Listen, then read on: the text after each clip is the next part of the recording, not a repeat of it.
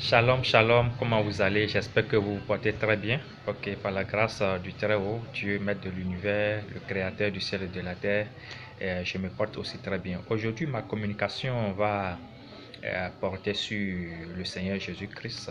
Comment est-ce que il est un extraterrestre? Je vais vous l'expliquer.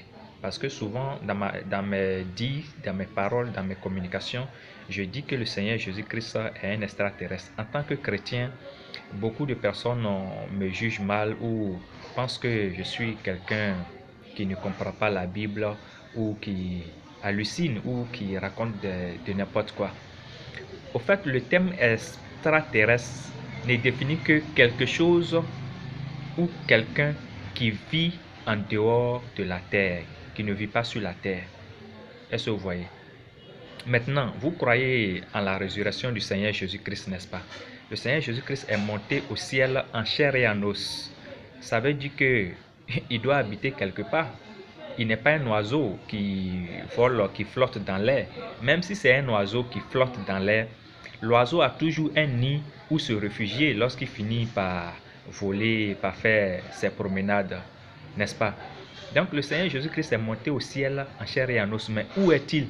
Il n'est pas dans le vide de l'univers, il n'est pas en train de flotter. Il a forcément un habitat, il a forcément quelque part où se réfugier, une planète sur laquelle il va rester avec ses anges. Donc, il a bien dit que son royaume n'est pas ici sur la terre. Donc, il a forcément un royaume. Qui parle de royaume déjà fait allusion à un territoire, à une terre. On ne parle pas de royaume. Il n'a pas dit que je suis d'un monde invisible. Si le Seigneur Jésus-Christ parlait du plan invisible, il allait bien dire que je suis du monde invisible. Mais il a dit que mon royaume n'est pas d'ici, n'est pas de la terre. Qui parle de royaume, si vous prenez le dictionnaire, qui parle de royaume, fait allusion à un territoire, à une terre. Donc le Seigneur Jésus-Christ vit sur une planète, d'où il est un extraterrestre. Ça là, c'est clair. Est-ce que vous comprenez?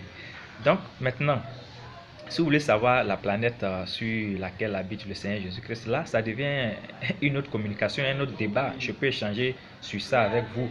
Donc, acceptez que le Seigneur Jésus-Christ est un extraterrestre parce qu'il n'habite plus sur la terre. Lorsqu'il était sur la terre, c'était un terrestre. Ça, on est tous d'accord. Mais présentement, il n'habite plus sur la terre, d'où il est un extraterrestre. Quand on parle souvent d'extraterrestres, les gens font souvent allusion aux hommes verts qu'on nous montre au cinéma, les gens, les créatures aux gros yeux, tête ressemblant à une pomme. Non, ce n'est pas ça, ce n'est pas forcément ça. Je vous ai dit que l'univers est très vaste et il y a des êtres aussi comme nous qui nous ressemblent et qui habitent d'autres planètes. Ceux-là sont des extraterrestres. Par exemple, les habitants de Humo sont des extraterrestres. Eux-mêmes, lorsque nous allons leur rendre visite, d'accord, ils vont nous appeler des extra-humains, c'est-à-dire des gens qui vivent en dehors de la planète Humo. C'est un exemple. Donc, tous ceux qui habitent hors de la Terre sont des extraterrestres. D'où le Seigneur Jésus-Christ est un extraterrestre parce qu'il n'habite pas présentement sur la Terre. Est-ce que je me fais comprendre? C'est bien clair, d'accord? Ok, merci beaucoup pour la compréhension et à la prochaine fois pour d'autres communications. Soyez bénis dans le nom puissant du Seigneur Jésus-Christ, que l'amour et la lumière soient. C'était ce foot de Léon, l'aigle royal blanc. Merci beaucoup.